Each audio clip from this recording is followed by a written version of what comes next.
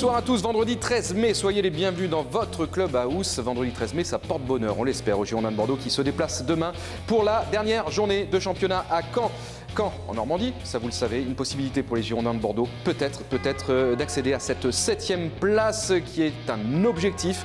Vous le savez, 7e place possible qu'en cas de victoire face à Caen demain. Dans cette émission, vous allez entendre en conférence de presse Ulrich Ramé, Jérôme Prior et Frédéric Guibert. Julia va nous accompagner également, le tour des réseaux sociaux et des vidéos insolites. On se retrouve tout de suite après la virgule. Et voilà la virgule la plus rapide de l'histoire du PAF. Bonsoir Julien. Bonsoir Emmanuel, ça va? Ça va très bien. On va commencer par évoquer le match nul des Girondins de Bordeaux sur les réseaux sociaux. C'était avant-hier. On imagine beaucoup de réactions positives. Beaucoup de réactions positives, surtout que les supporters sont très fiers et notent que Bordeaux est la seule équipe de Ligue 1 cette saison à ne pas avoir perdu contre Paris, à l'image de Messanken sur Facebook qui nous dit Bordeaux est la seule équipe de Ligue 1 à ne pas avoir perdu face au PSG cette saison. Et surtout, Bordeaux est la seule formation de Ligue 1 qui n'aura pas éliminé le PSG en confrontation directe sur la saison. 2-2 donc au Parc des Princes et 1-1 au Matmut. Il y a Stéphanie Cabre, fervente supportrice, je vais y arriver, que l'on connaît bien au Haillan, qui le rappelle également, les Girondins, seule équipe à ne pas avoir perdu face à Paris, donc énormément de fierté par rapport à ça. Beaucoup aussi notent la belle performance de Nicolas Pallois et ce beau retour après beaucoup de complications pour le joueur, à l'image de Beau Flavien, à propos, donc je vous le disais, de Nicolas Pallois. Il lui dit bravo pour ce retour, reste à Bordeaux, tu fais un bien énorme, et l'an prochain, il espère qu'un Pallois en forme avec un Carasso de retour dans les cages, que la saison sera bien meilleure que celle-là, il l'espère en tout cas. On termine avec Patrick Girard sur Facebook également, j'ai eu du mal à sélectionner les commentaires tellement qu'il y en avait. Les Girondins reviennent de loin, il y a quelques temps ils auraient certainement pris une valise, c'est Patrick qui le dit, mais depuis quelques temps ils font des efforts et nous montrent de la combativité.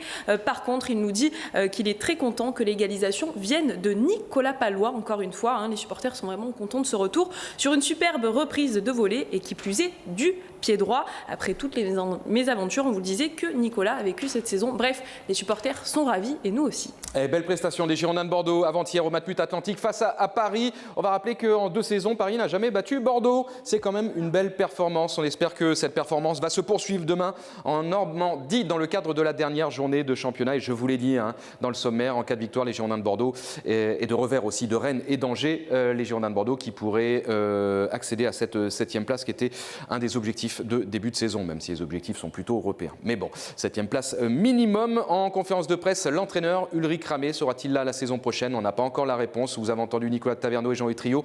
On se laisse le temps au temps, peut-être dans une semaine, une quinzaine de jours, on l'espère.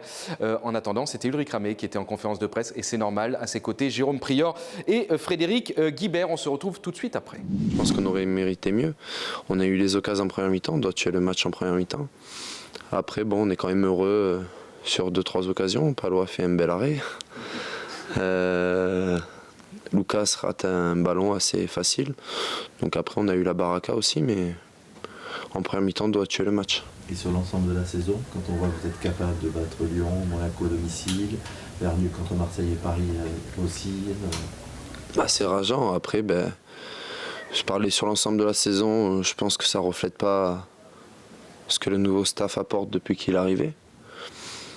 Donc après, à voir la saison prochaine ce qui se passe si c'est ce staff. Mais sur les matchs qu'il y a eu, le déroulement des matchs qui se sont passés, dans l'ensemble, c'est encourageant. Ils vous ont redonné confiance en vous?